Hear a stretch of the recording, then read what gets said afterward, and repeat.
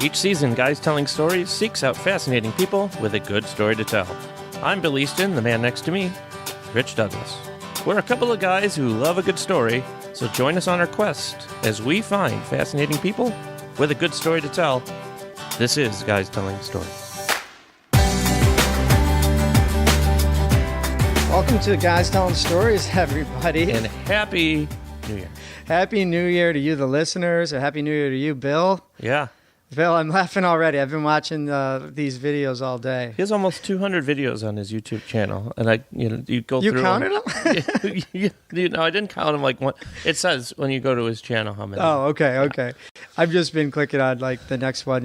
Yeah, I'm laughing because I can't wait to hear the stories from our guest today, Charlie Todd. We'll get into his story a little bit more, but I was thinking back, Bill, to some of the experiences we've had together that Charlie's stories remind me of. And you remember when we were on vacation and we did the silent dance party? Yes. Yeah, and then I think it was the same night. I can't remember if it was like before or after where we ended up singing karaoke too. In bathrobes.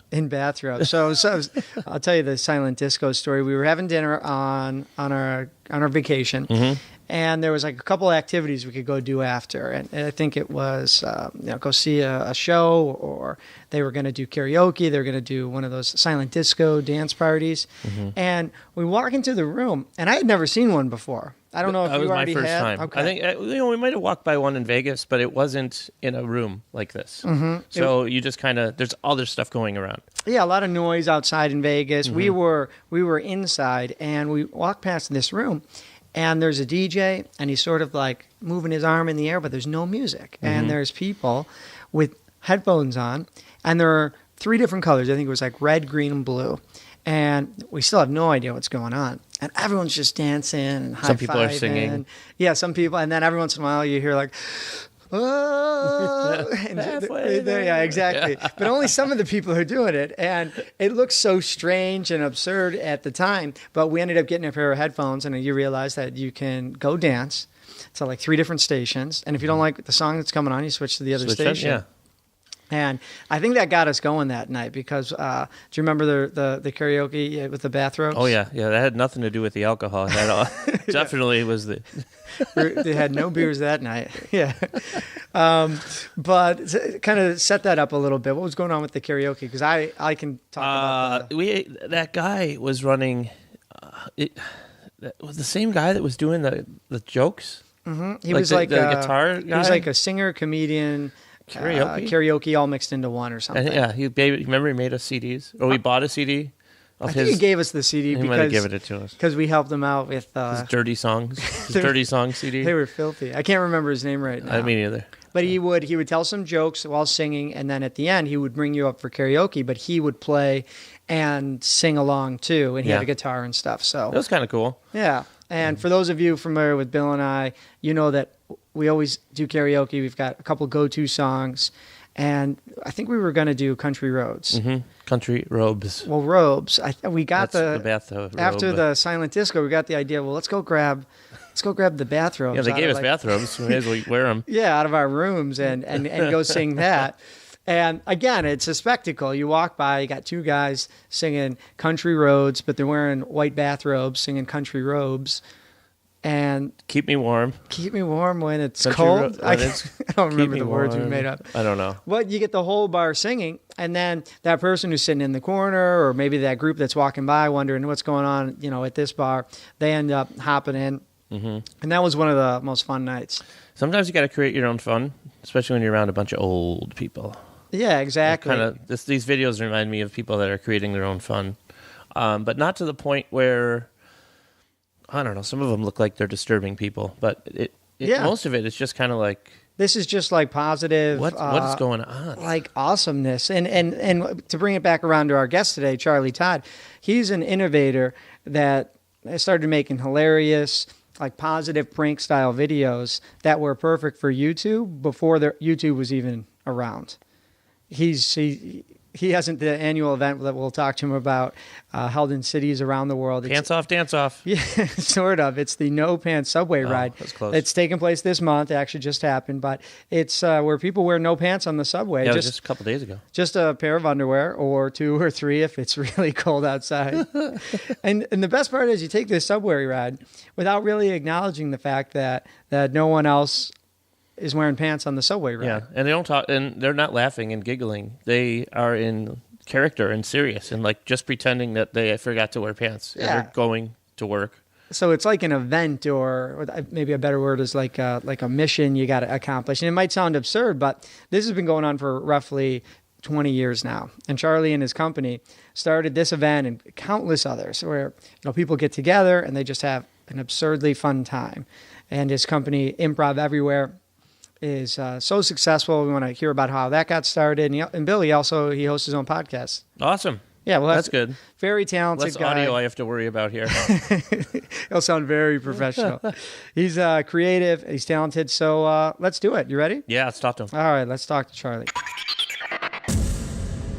Hey, Charlie, welcome to the show. Thanks for having me on, guys. Absolutely. We're pretty excited because Bill and I were sharing some stories before we gave you a call, and we've done a lot of fun stuff like this. Yeah, except we don't have a YouTube channel. Yeah, except we never like video record anything, and most of it's like just one step in. Like most of it's always just me doing it too. Well, he gets me to play along. So, but before we get too far into it, where can people find a little bit more about you and your company online? So you can go to improveverywhere.com to see the archive of everything we've ever done, as well as our YouTube channel, which is Improv Everywhere. And you can find me on Twitter at Charlie Todd. And I also host my own podcast, a political podcast that my wife and I do together, which is called Two Beers In, which you can find wherever you get podcasts. Normally we're 2 beers in when we do these, but not today. I'm sober too, for the record. I got some coffee in me right now. Yeah, for the record. Yeah, not this time around. Well, when people are listening to this, your 17th annual No Pants Subway Ride would have just taken place. So I was wondering if you could maybe start off by telling us the story behind that. Yeah, sure. So, that's an annual event that we do every year here in New York City, and it now happens in cities all around the world as well. But it started as just an idea that I had back in January of 2002. And the thought was, what would happen if you're riding on the train in the middle of winter, January, New York City, and somebody got on wearing a winter coat, hat, scarf, and gloves, but they didn't have pants on. They're just in their boxer shorts. And that would be weird. But what would be really weird is if at the next stop, a whole subway stop away, the doors open again, and a different person got on dressed the same way without pants. And that the two people would act like they didn't know each other and act like it was just a coincidence. So that was the original idea, and that's the video that we made way back in 2002. We had 7 different guys who entered the train at 7 consecutive stops in their underwear, surprising and delighting all of the random people who happen to be in that subway car. That's great. That's totally something I've thought of. Really? Yeah, it's funny that you say that, because a lot of people make that comment to me of like, oh yeah, you guys do the things that, when I've had a couple of beers at the bar with my friends that we talk about doing, we should do this. So yeah.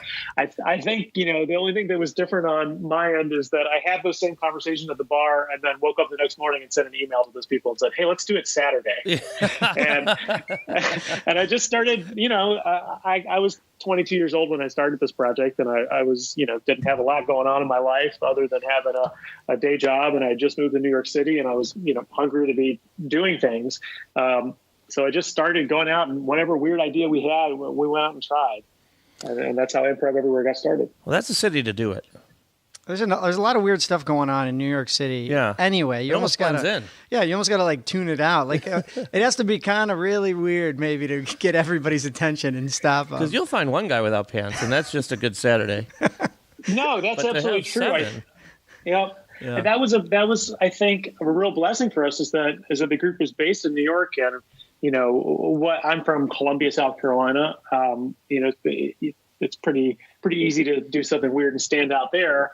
But yeah, here in New York, people have seen everything, and that's what challenged us to come up with ideas that were a little more elaborate and a little more over the top, so to get New Yorkers to actually take their headphones off and react.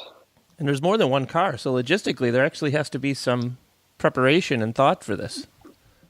Well, so the No Pants Subway Ride, as we said, it was 7 people in the first one, but in recent years we've had in the neighborhood of 3,000 to 4,000 people participating in New York City. So we actually used 10 different trains, 10 cars a train. So you get it down to about 30 people who are participating on each train car. And then you divide them up by stop. So it's, a couple people at each stop.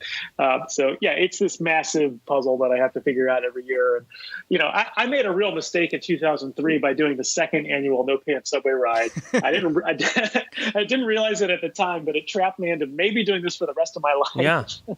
That's great. Yeah, for people who haven't seen this, you got to look it up because it's not just, like you said, 7 people doing it anymore. It's thousands, and it's like a pretty diverse group. You've got little kids, parents, old folks, all different types of people. And to me, I mentioned it earlier, like they're not even necessarily acknowledging that each other are not wearing pants. So I think that's part of the comedy of it. Yeah, definitely. Yeah, and that diversity is something I'm really proud of because the original project in 2002, it was 7 white dudes who were in their early 20s. Just some of my college friends who I moved to New York with. But yeah, these days it's a real representative sample of New York City, and it's probably 50-50 male female. And I have a 3-year-old who I'm going to be bringing this year. This will be his 3rd year doing it. So yeah, it's great that how diverse it's become. Awesome. Well, what's the story that brought you to New York originally? Coming from South Carolina.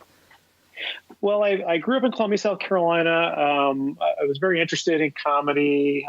My grandfather, who actually I share a name with, he passed away before I was born, but his birthday was April Fool's Day, and my dad was a big April Fool's Day fan and would always try to prank my sister and I in some way on April 1st. And that was my favorite day of the year growing up as a kid. So I always had an interest in comedy. I watched Saturday Night Live. I'd set my VCR to tape Saturday Night Live every Saturday and watch it first thing Sunday morning. And then I went to college and I got involved with theater. I went to the University of North Carolina, Chapel Hill.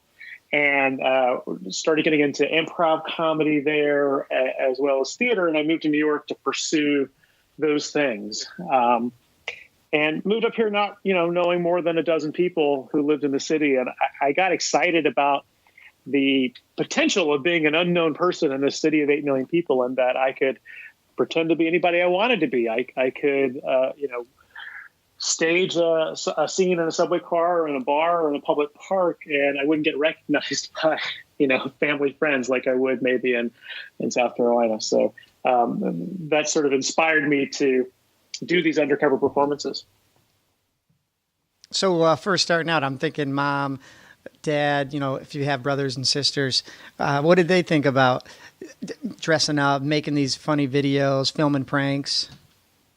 Yeah, well, starting in 2002, this is about 4 or 5 years before YouTube existed. So, I was making these projects. I first on a GeoCities website, it was, mostly text and some small photos from, this new technology called a digital camera. So, my family they weren't seeing videos for a while of what I was doing, but they would go to the website and read the website. My mom, dad, and my sister were all very supportive. I think maybe at first they thought it seems like Charlie's kind of getting drunk in bars and doing weird things, yes. which was pretty accurate. But then they started to realize, this stuff's pretty good, and he's getting 30 people to go to a bar and do a weird thing together. So something's going on here. The group just grew over time, slowly in the first year or so. But the second annual No Pants Subway Ride had about 20 people show up, and then the 3rd annual No Pants Subway Ride had 40 people show up, and it kept growing. Do you have any sponsors for this event? For the No Pants Subway Ride, we do not. It's sort of a deliberately fun, free, independent event, but we do work with brands. It's funny, we have this history of being thrown out of retail stores and doing these sort of guerrilla unauthorized pranks. But as we become bigger and bigger on YouTube and more well-known, we have brands coming to us. Sometimes the very brands that kicked us out of their store come to us and say, hey, can we sponsor you guys to do something? Or can we hire you to make a video for us? And, that's become part of our business. We do the fun, free, independent things for ourselves and get hired as a production company to make stuff for other people. That's fun. It is. And your story from like maybe 2005, 6, 7 reminds me, we had a few friends kind of go off to college, off to Los Angeles. They wanted to start making videos. And like you said, back then before YouTube, that seemed extremely sophisticated. Like, how are you doing this? And I remember they made a DVD. It was a video power hour, and it was their favorite movie clips. Every minute would be some awesome lines or some awesome scene, and you're supposed to take a shot of beer. And by the end of the video power hour, I think, what did you drink? It was power hour video. Yeah. So imagine getting your friends did this? around. Do I know who this is? It was Dave and his buddy Tony. Okay. And they're out now. Dave. They're out in Los Angeles, still doing awesome. Still drinking every minute for an hour. I think their latest project is the reboot of DuckTales, if you remember that cartoon. Oh yeah. I think I have some friends who are doing voice acting on that. That's awesome. Exactly, yeah. But for the nostalgia's sake, I actually hung on to the DVDs. I just couldn't bear to throw them away. We got to play. Yeah. We should do it in our next podcast. It's not even HD. You end up drinking, I think, 5 beers. It's way too much for an hour. How long's a podcast? We do this for like an hour. Every minute? Yeah. Just every minute. Excuse me. It's got to. I'll be right back. We'll do Facebook Live. Yeah, I did a couple of power hours in college, and I remember my senior year, a friend convinced us to do a malt liquor power hour. Oh. It was not a good idea. Do not recommend it. No. But it is funny thinking about like DVDs. Like we used to sell DVDs on our site, and even in the early YouTube eras, it was like the 240p grainy, terrible quality video online. So we sold quite a bit of DVDs to people who just wanted to actually see nice quality versions of the things we were doing. So do you get copied a lot? Are there other individuals or groups who are like, that's cool, I should do that? Like, he seems to do this for a living. This is something I could do. Does that happen to you? Yeah, we definitely inspired a lot of like-minded groups to pop up around the world. The No Pants I'll Be Right is a good example where that's an event that we started. And then a few years into the event, somebody emailed me and said, hey, can I do this in Chicago? And I was like, yeah, sure. And then all of a sudden, more and more cities started doing it.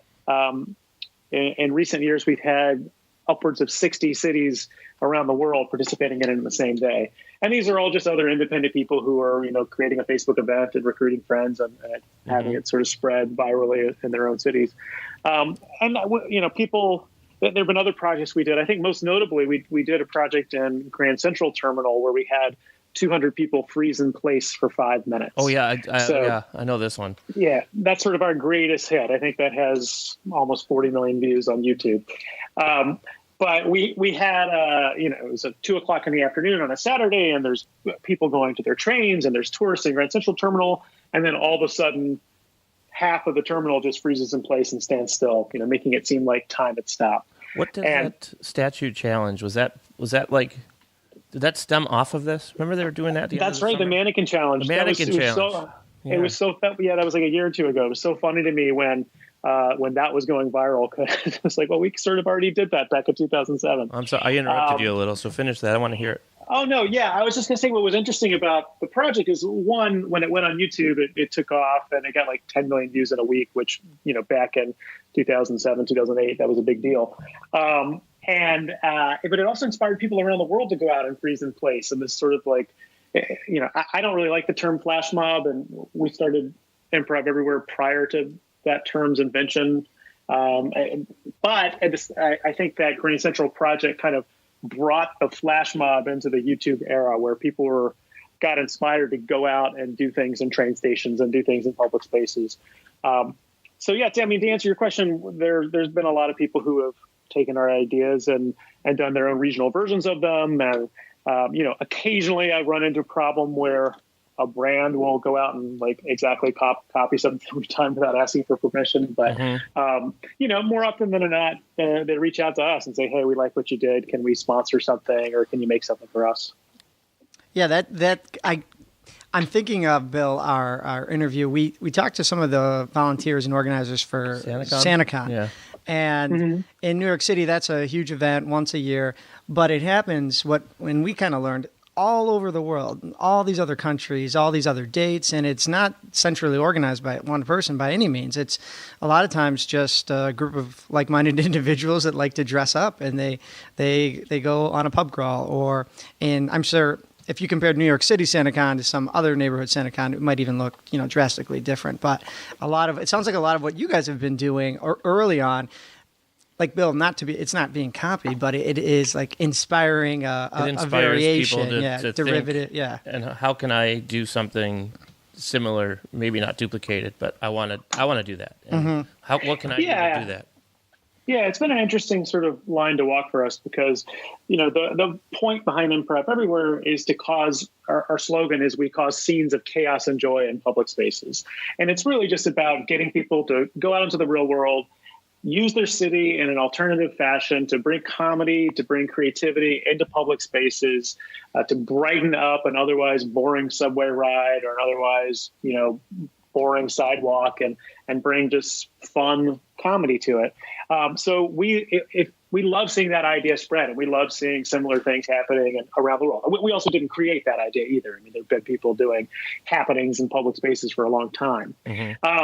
But the challenging thing is, as over the years, people have come to me and said, "Oh, I want to start up, Improv Everywhere Denver," and I sort of resisted that because it's like, well, you're a random person from the internet. I don't think I want to give you, the brand name that we've created. But if you want to go start your own group and come up with your own name and do similar things, please do and send me the videos. I can't wait to see them. And it's been nice. Yeah, it's been nice watching things spread. Well, yeah, because there's a whole story behind how you got started. For example, you're mentioning maybe brands are coming to you now and you're organizing much larger, events and missions on an annual basis and even different one-offs. But while you were first getting started, this wasn't your full-time job initially, right? What other jobs did you have when you were first starting, Improv Everywhere? Yeah, exactly. No, it wasn't. I don't think I sort of quit my day job until maybe 5-6 years into the project. I moved to New York and I started working for a temp agency, which is what a lot of people did back then, probably still do. And I would just get sent out on random jobs. I'd work the reception desk at a law firm or a record label or an ad agency. Just all sorts of random work, office work. But some actors and creative types gravitate towards working in restaurants. But for me, I wanted to be working at a desk job where I had access to a computer and where every second I wasn't working, I could be building my website or on AOL Instant Messenger with my friends, coming up with ideas for the next project. That was my strategy, just basically treating whatever temp job I had as my office for Improv Everywhere. I'm liking this word project. I'm going to start using that word for things. Yeah, give me a for example, like for what? I've got a new project coming up where I'm going to try to go Christmas shopping with my friend Gary. Yeah. Yeah. Why not? Tell me more about that project. It just makes it sound so much more intense and big. It's a project. It's not a chore. It's not an idea. I have a project coming up tomorrow, Rich. I'm going to go to a hockey game. Well, a lot of people. Go ahead, Charlie. I was going to say, if you want to get really fancy, you can use the terminology that we use on our website, which is calling these projects missions. Oh, yes. So, that's even better. Yeah, and then give them a number, mission 27. No, the projects I'm going to use for the DJ trivia bars, because some of them are projects. Oh, some of their actual projects. Yeah. Some are really projects. Well, if you bring us back, Charlie, just a little bit before we hear about some of your successes, what was the response like when you guys were first starting out with some of these projects and missions? Well, a lot of the work that we did, really almost all of it in the early days, was unauthorized. So we were, coming up with ideas and just going out and doing them and not asking anybody's permission. So we had a couple of run-ins with police early on. that was never the goal. Like, we weren't trying to get arrested. We're trying to just do something that was funny and positive, but we're also doing an unexpected performance, often in somebody else's property. So it happened. One of the most memorable incidents was we got about 80 people together to wear blue polo shirts and khaki pants and go into a Best Buy in Manhattan. So, as you guys know, that is the uniform of a Best Buy employee. Yes, it is. Basically gave them 80 extra employees one afternoon. But it wasn't meant to piss them off. It was meant to just sort of cause a little bit of chaos and joy and to be funny. And most of the employees thought it was really funny. A lot of them were taking pictures with us and, joking about putting us to work and asking us to move around some heavy TV sets. But the managers and security guards called 911 pretty quickly. Just assume something's getting I would stolen. love to hear that 911 call. 911, what's your emergency? We have too many employees. Slow down, sir. What's your emergency? There's 80 of us. There's only supposed to be 4. But it was a great ending to it because the police showed up and, you can actually, we recorded them in the video and they're talking to the manager and, basically they say, look, you can ask these people to leave your store, but it's not illegal to wear a blue polo shirt and khaki pants. Well, you bring up a good point because, if you end up in handcuffs or you get a ticket or someone's got to bail you out, it's not so funny anymore. Just because that's a little bit of an inconvenience. But with a lot of these, like you said, they were unauthorized. It doesn't sound like there was too harsh of a backlash or anything, huh? Yeah, I mean, for that particular one, we just got asked to leave. I have been in handcuffs a couple times. Most memorably when I staged a fake U2 concert on the roof of my apartment. I used to live in Manhattan, across the street almost from Madison Square Garden, like about a block and a half away from Madison Square Garden. And my roommate and I saw that U2 was coming to play 4 nights in a row at the Garden. This is back in 2005 when they had recently come through the city doing an unannounced concert on the back of a flatbed truck. And then obviously they're known for the rooftop concert that they did in Los Angeles where there were the Streets Have No Name video. So we thought that it would be fitting if the first night of these concerts, if U2 did a unannounced rooftop show on our roof, and we would just have to provide a fake U2. And my roommate, who I created this with, Chris Kula, he was a drummer and he already had a band. So his band got together 4 U2 covers and dressed up like U2, and we set up, the drum kit and a PA system and everything on our roof, 4 stories up across from the Garden, and had them play this 4-song set about an hour before the U2 show was supposed to start. It was pretty awesome. Very quickly there were a couple hundred people on the sidewalks, screaming and singing along, and we seated it with about 50 actors who ran down and stopped, and then all of a sudden other people are stopping and getting out of cars, and it looked very much like they were the Streets Have No Name video. It was super fun. So what's wrong with that?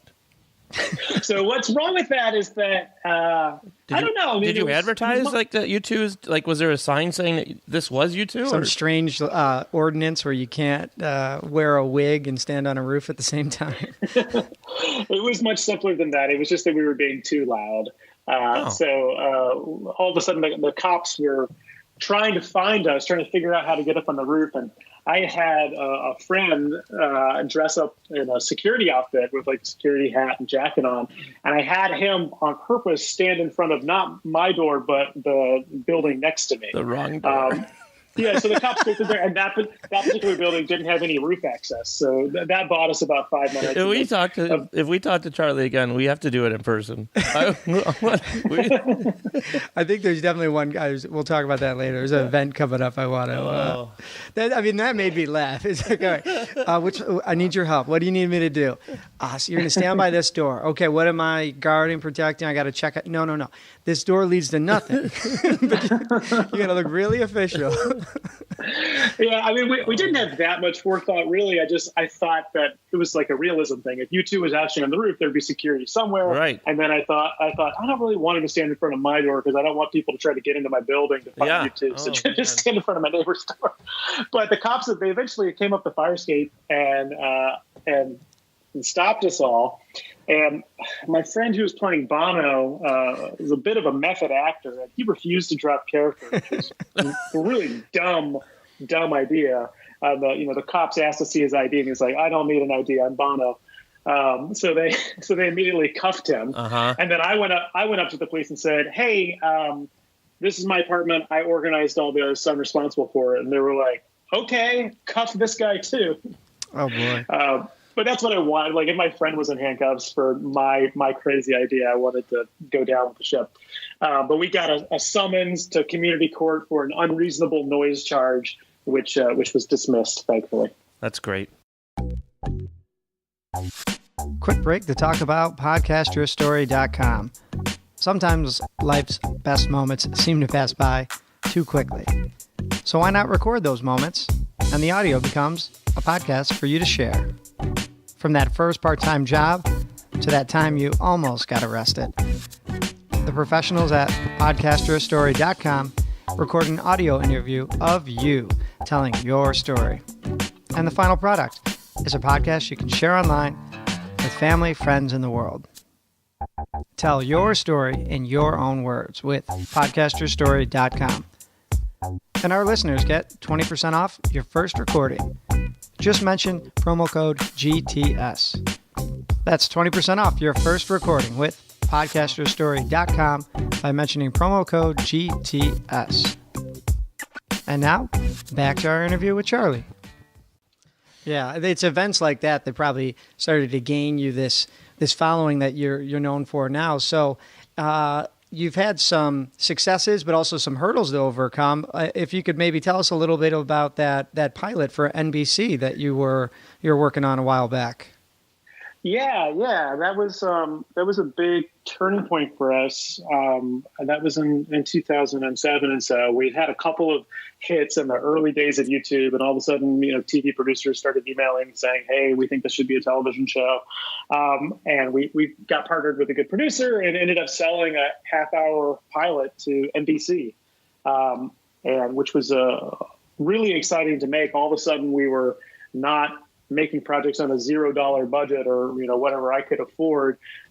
We were working with a couple $100,000 for a project, and we did a really fun event called the Best Game Ever for this NBC pilot, where we turned a little league baseball game out in a suburb of Los Angeles, kind of a small beach town, and we took this 10-year-old little league baseball game and turned it into a major league game by having a huge mob of fans show up, by having a Jumbotron rise up in the outfield during the first inning that had all the players' photos on it. We worked with the league commissioner to get all their names and all the pictures. And we had a professional sportscaster, Jim Gray, called the game from their little wooden booth behind home plate. And then at the very end of it, we had the Goodyear blimp fly over the game with like the names of the teams on the LED screen there.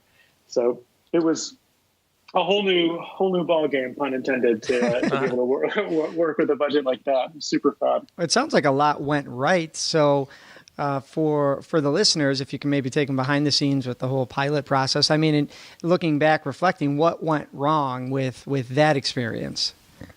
Well, what went wrong is that ABC didn't pick it up. And that's how it goes. You never know. It ended up the head of NBC who had bought our show got fired sort of during our pilot process, and then a new guy came on and kind of just swept the table clean of all the old guys' shows. So that's pretty much what happened. But yeah, I mean, in terms of struggles, it was definitely a blow to us because, everything had been building up to this moment and we were getting more and more popular every year, and we sold a show to NBC and it felt like, this is amazing. Now we're going to do all these, giant videos. And then as fast as we got it, it was taken away, and we were back to doing $0 budget stuff with friends on the streets. And it was kind of tough to figure out what the next move should be. And I'd gotten an agent during this process. His advice to me was like, you need to move on, find a new idea. Improv Everywhere is a used car at this point. Nobody's interested in buying it now that it's, a failed TV pilot. But I knew that this is at this point, it's like early 2008. And I knew that YouTube was only getting bigger and that we were sort of in on the ground floor. So I ignored that advice, ended up eventually firing him. And we just kept on going and kept on making stuff for YouTube. And really that's when we started taking off in those years following that, as online video exploded. Yeah, for the listeners who maybe aren't as familiar with the TV pilot process, I've heard that it has been compared to like planning the trip of a lifetime, where you're researching, you get the plane tickets, passports, and you're planning every little experience you're going to have, and then at the last minute, someone tells you the airport's shut down indefinitely. And you're just like, well, now what? Because if there's 500 pilots, maybe 10% get picked up, and make it. So I mean, it could be a defeating experience. But speaking of YouTube, I mean, you guys have roughly 2 million subscribers. We talked to a YouTuber last season, Matt Granite, he's the deal guy on all the news shows, and he goes to the show in Las Vegas, and he does the Black Friday deals. And he was telling us off air about he got his I think it was a silver play button. Did you guys did you guys get your gold play button from YouTube? Yeah, I have a gold play button on my living room wall. I'm very, very proud of it. Is it bigger than the silver one, and does it work? It's in a big case. It's very heavy. We had to take a lot of care in putting it up on the wall. We didn't want it falling down on somebody. But it's I think it's bigger than the silver one. I mean, it's for people with 1 million subscribers, and now there's a diamond one for 10 million subscribers, which we're a long way away from. Well, you're doing a show with us, so you'll get there real quick. There we go. Yeah. No, just the experience of having this new company kind of starting from the ground up for you, and then concurrently YouTube starting, and now they have just millions and millions and millions of videos and users and subscribers. So I'm thinking, for you guys, you have so many online videos. I know it's going to be hard to pick. You mentioned the YouTube one, the Best Buy one. Can you tell us about the one? There was a surprise wedding reception that you guys did for a couple getting married. Yeah. Oh, yeah. That was a really fun one. That was we had the idea of, let's find a random couple that's getting married at City Hall here in New York City, and surprise them with a wedding reception full of strangers. So we went down to the office of the city clerk near the mayor's office downtown, and I sort of scouted out looking at all the various couples who were getting married that day, and I tried to find a couple that looked like they were, one, marrying for love, because then probably some people who are marrying for citizenship and things like that. But I found a really nice couple, and they had a few family members with them, their parents seemed to be there. And they dressed up for the occasion, so it looked like it was a good candidate. And when they left the building, I was wearing a suit, and I approached them, and I claimed to be from the mayor's office, which I was not. And I said, "Hey, I'm from the mayor's office. We're offering one lucky couple each day a free wedding reception in the park across the street. Would you be interested?" And they said, "Yeah, okay, sure." So we took them across the street, and we had these giant white tents set up. There were 6 bridesmaids all wearing matching dresses, and 6 groomsmen in tuxedos. And we had a wedding cake, and we had wedding gifts that our people had brought. And a DJ, and it was, we ended up just having a wedding reception with these 2 strangers and, their 4 or 5 family members. And the bride danced with her actual dad, and our fake maid of honor gave a toast, and our fake best man gave a toast. it was really fun. So, speaking of weddings here, you mentioned earlier you have a 3-year-old who is going to be pantsless. He's probably pantsless most Most of the time. Most of the time, anyway, right? Yeah. Yes, yeah, more than your average person. Can you explain how the family is, basically involved with what you're doing? Yeah, so my wife Cody is an actress, and she's been a part of Improv Everywhere for a long time as a performer. She played Princess Leia on the subway when we did our Star Wars subway car project, where Darth Vader barges in on the train. And she's also worked on the production side, producing some of our touring events for many years. And then she's a successful actress in her own right, does her own stuff. She's working on a Showtime show right now. But yeah, it's been a great partnership, and having a kid and being able to, bring him to these events has been super funny. My wife and I actually, we did a prank at our wedding that we filmed, and we weren't planning on putting it on YouTube, and then it went really well, so we ended up putting it on the YouTube channel. But we had at the wedding in the moment that they don't really do in non-TV weddings, where the officiant says, does anybody have any objections? We had a guy stand up in the back row dressed as a professional wrestler. Friend of mine actually, who had a wrestling character that he does. And he said, I've got a problem with this wedding. And all of a sudden, Stone Cold Steve Austin music starts playing, and he barges down the aisle and starts throwing punches at all the groomsmen. And then eventually, my wife throws me a chair, and I hit him over the back with a steel chair, and we finished the wedding. So it was fun. I mean, we were under so much pressure because all of our family and all of our friends were wondering, like, the Improv Everywhere guys They're getting expecting married. What's the prank going to be? Yeah.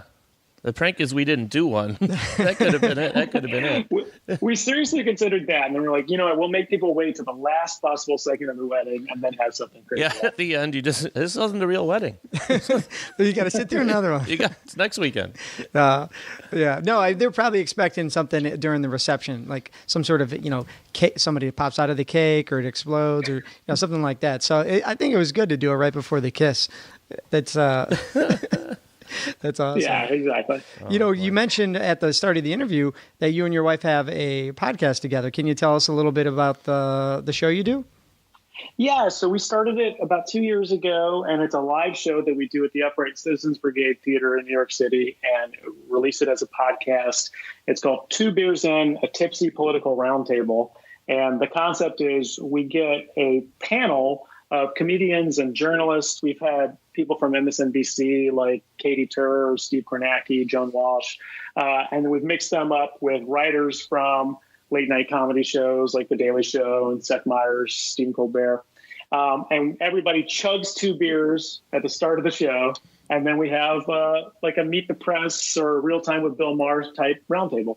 Some of the beers Bill and I like, they're a little high in alcohol, the stouts and the porters. So that could be kind of dangerous. Do you guys try to stick to the Coors Lights or the, you know what I mean? The non. Yeah, I'm a big beer geek, and one of the early iterations of the show, I brought like a pretty nice IPA, like 7.5% or something, and it was just a terrible idea. Chugging IPAs is a bad idea. Yeah, it is. So we usually do session IPAs actually, which even are a little hard to chug, but alcohol wise, usually in like the 4.5% range.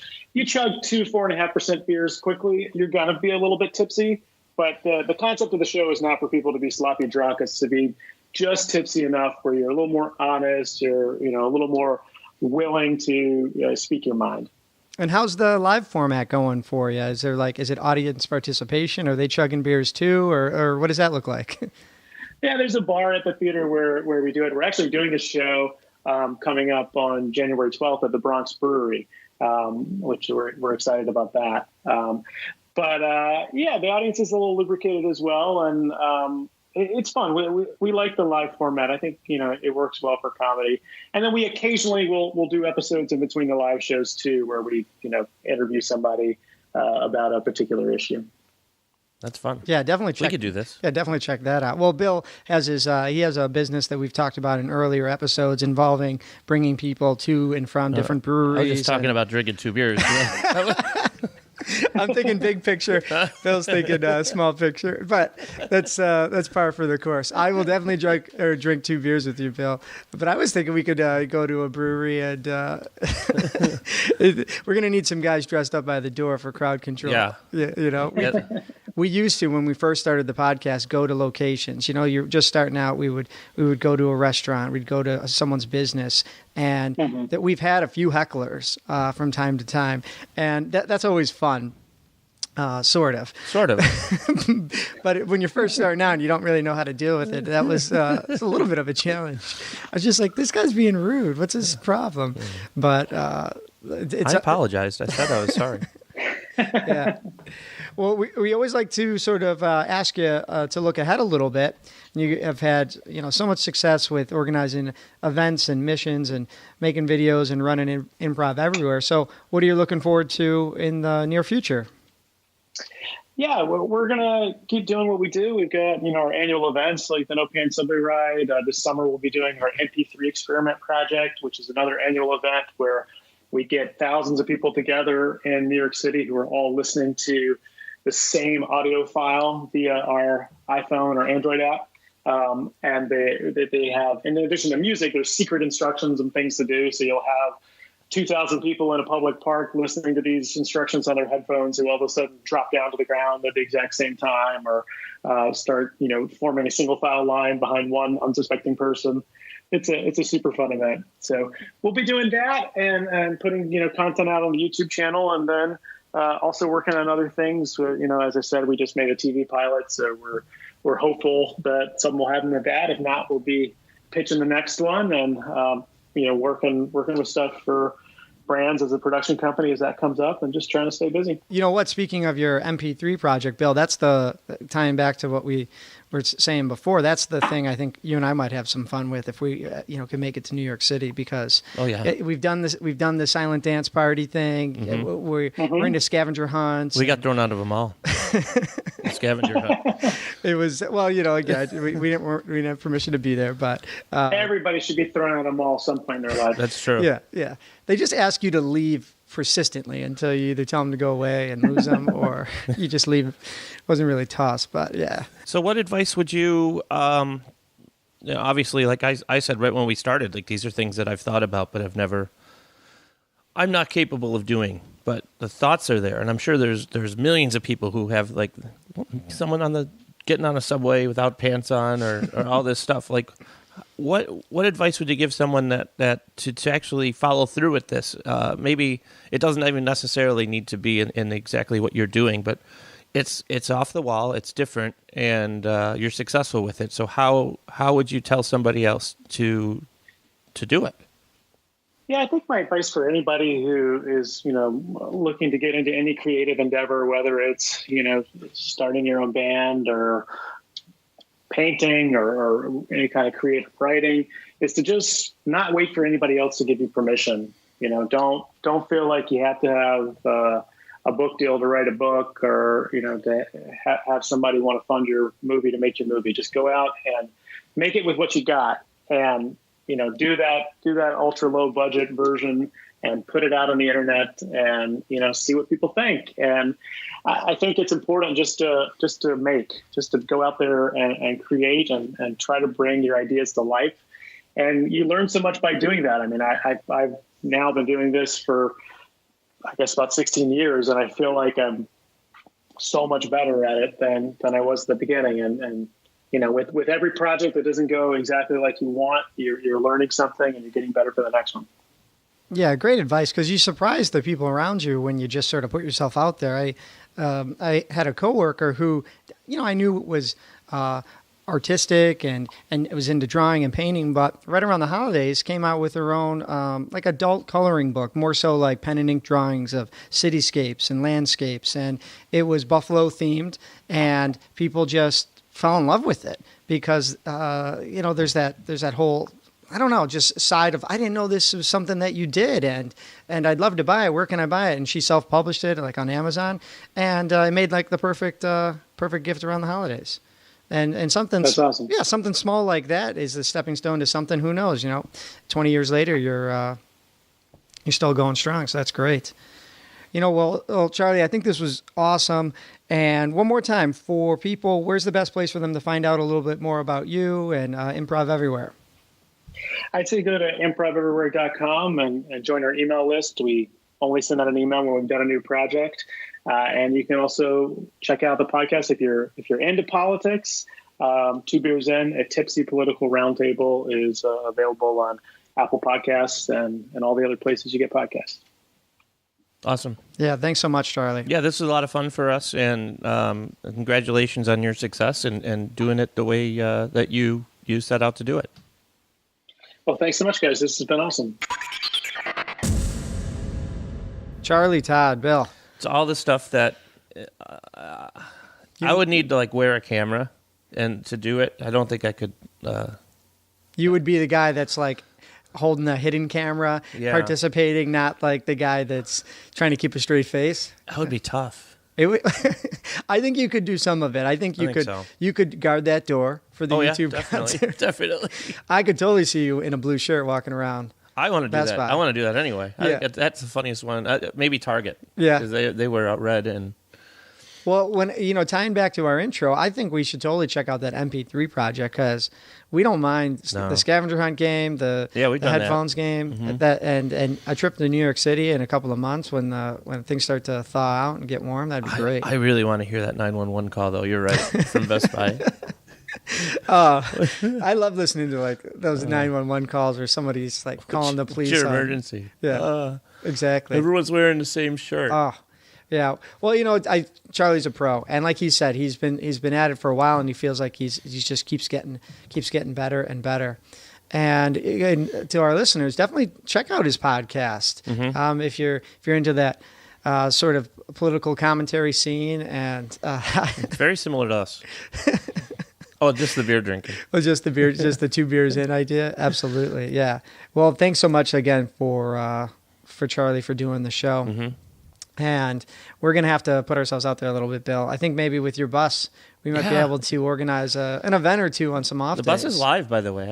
I think I sent you a text message. We got a bus update? We're good to go. We are. The Brew Bus Buffalo is trademarked and state approved, and we're going to start tours in February. All right. You want to plug that? Send people to a website anywhere? BrewBusBuffalo.com and Brew Bus Buffalo on Facebook, and it's Brew Bus Buffalo on everything. Well, what good news to sort of kick off the new year. Congratulations. Cow. It took 19 months. 19 I don't think we were doing a podcast yet when I started. When you first got it?